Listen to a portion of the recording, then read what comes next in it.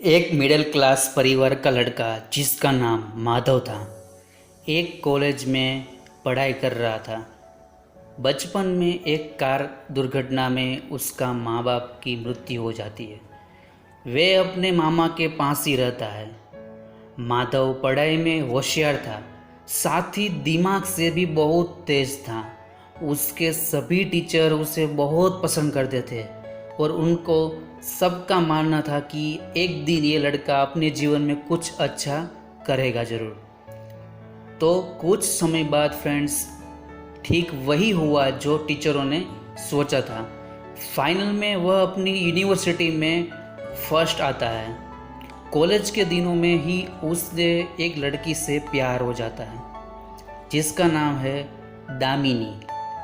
क्योंकि दामिनी अमीर घर से भी, इसलिए माधवी अपनी हैसियत देख उससे कभी प्यार का इजहार नहीं कर पाया था। लेकिन जब दामिनी को मालूम पड़ता है तो वे खुद उससे प्यार का इजहार कर देती है और उन दोनों का प्यार की गाड़ी चल पड़ती है। संयोग से माधव जिस कॉलेज में पढ़ता था वही उसे प्रोफेसर की नौकरी मिल जाती है। माधव कुछ समय बाद यामिनी से शादी कर लेता है।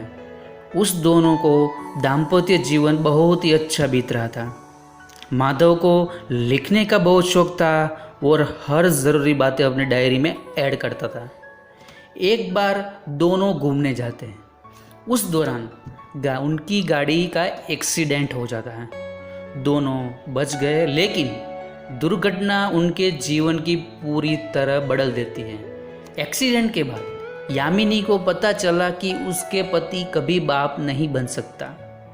ये सुनकर यामिनी के अंदर ही टूट जाती है, क्योंकि वह अपने पति से बहुत प्यार करती थी और वह उससे बारे में पति को ज़्यादा महसूस नहीं होने देती थी। लेकिन ये ज़माना तरह तरह की बातें करने लगा। माधव का पीठ पीछे मजाक उड़ाया जाता था, लेकिन वो उन चीज़ों को ज़्यादा ध्यान नहीं देता था।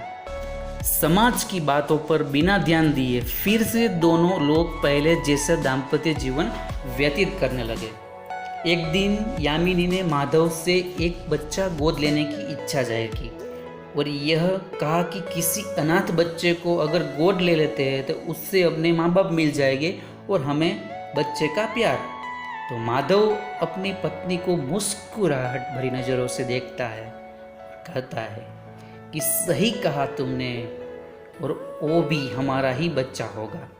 दोनों एक बच्चा गोद ले लेते हैं, लेकिन अपने खुद के बच्चे का पिता न बन पाने का ताना जमाना देता रहता था। भी समय बीतता गया और अब वह गोद लिया बच्चा बड़ा हो जाता है।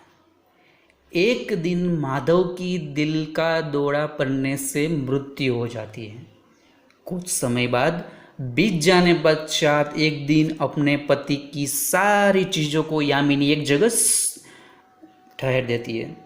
तभी उसकी नज़र अपने पति की बहुत सारी लिखी हुई डायरियों पे पड़ती है। वे एक एक करके सभी डायरियों को पढ़ना शुरू कर देती है।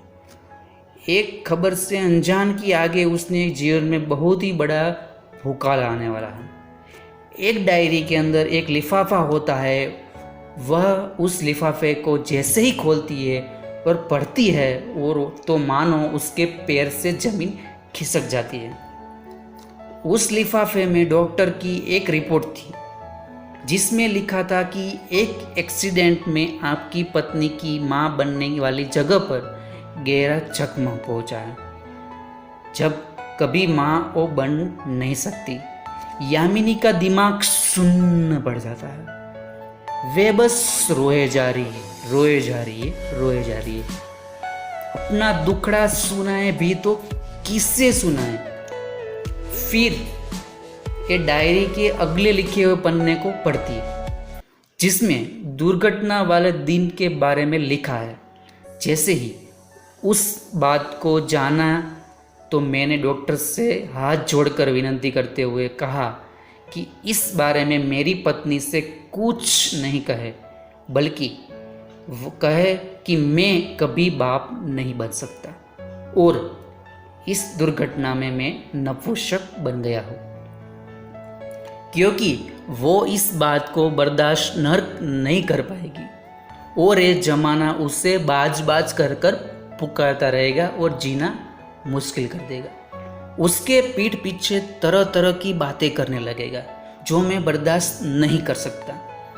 इसके लिए आप सारे दोष मुझ पर डाल दे डॉक्टर, और मैं अपने ऊपर हर बात बर्दाश्त कर लूँगा।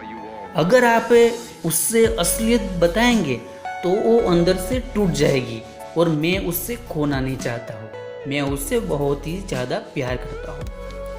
वही आखिरी में डायरियों के आखिर पेज में को पढ़ती है जिससे अलग से माधव ने लिखा था, जिसमें लिखा होता है एक न एक दिन तुम्हें मेरी लिखी हुई डायरी जरूर मिलेगी और वो जला देना, क्योंकि तुम्हें जब जब वो पढ़ोगी तुमको ये दुर्घटना की याद आती रहेंगी और तुम रोती रहोगी और दुखी होती रहोगी।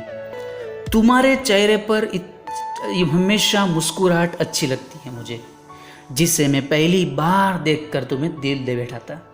तुम मेरी जिंदगी हो और मुझे ये मालूम है कि तुम भी मुझसे बेहद सा मोहब्बत करती हो, जिसका जीत जागता प्रमाण है। तुम्हारे मेरे साथ हर हाल में साथ साथ रहना। तुम चाहती तो मुझे छोड़कर दूसरी शादी भी कर सकती थी, परंतु तुमने ऐसा नहीं किया। मैं हर जगह जन्म में तुम्हें पत्नी के रूप में पाऊँ, ये मैं गॉड से प्रार्थना करता हूँ रोज। आज तुम मुझसे एक वादा भी करो कि कभी इस बात का जिक्र किसी से नहीं करोगी और न कभी अपने आप को दोषी मानोगी। यामिनी की आंखों में आंसू बहते जा रहे थे, आंसू बहते जा रहे थे, आंसू बहते जा रहे थे। यही सोच रही थी मेरे लिए इतना बड़ा बलिदान। मैं बहुत भाग्यशाली हूँ कि मुझसे माधव के रूप में सच्चा प्यार मिला, लेकिन मैं उतनी ही दुखी हूँ क्योंकि वो सच्चा प्यार मेरे साथ नहीं है। इस कहानी में यह सीख मिलती है दोस्तों कि जीवन में परिस्थिति किसी भी हो, अपने जीवन साथी का साथ कभी नहीं छोड़ना चाहिए। शादी के बाद रिश्ता या एक प्यार भरा रिश्ता एक दूसरे के अटूट विश्वास को और भरोसे पर चलता है। अगर अटूट विश्वास और भरोसा ना हो तो हल्की सी भी दरार आते ही रिश्ते को हिला देती है और रिश्ते टूट जाते हैं। यदि माधव चाहता तो अपनी पत्नी को सच बोल सकता था, लेकिन उससे मालूम था इससे अपनी पत्नी को मन में बहुत गहरा प्रभाव पड़ेगा और टूट जाएगी। इधर यदि यामिनी चाहती तो वह भी दूसरी शादी कर सकती थी, लेकिन उसने माधव का सच्चे मन से साथ निभाया। दोनों चाहते तो दोबारा अपने जीवन भी शुरू कर सकते थे फ्रेंड्स, परंतु उन्होंने ऐसा नहीं किया क्योंकि उन दोनों का एक दूसरे के प्रति अटूट प्रेम और आस्था थी। अब एक गहरी बात बताता हूँ मैं आपको फ्रेंड्स, जरूर सुनना है आखिरी तक, कि अगर एक झूठ से रिश्तों को टूटने से बचाया जा सकता है तो एक झूठ नहीं सच कहलाता है, जैसे इस कहानी में देखने को आपको मिला। अटूट विश्वास, प्यार, भरोसा और सच्चा प्यार। तो फ्रेंड्स, आपने भी कभी किसी से प्यार किया है या प्यार हुआ है या प्यार हो रहा है तो मुझे कमेंट करके ज़रूर बताइए आपको क्या महसूस हो रहा है, कैसा महसूस हो रहा है, डीप लेवल का प्यार हो रहा है या आप समझ सकते हो। तो thank you so much watching my video. Thank you so much.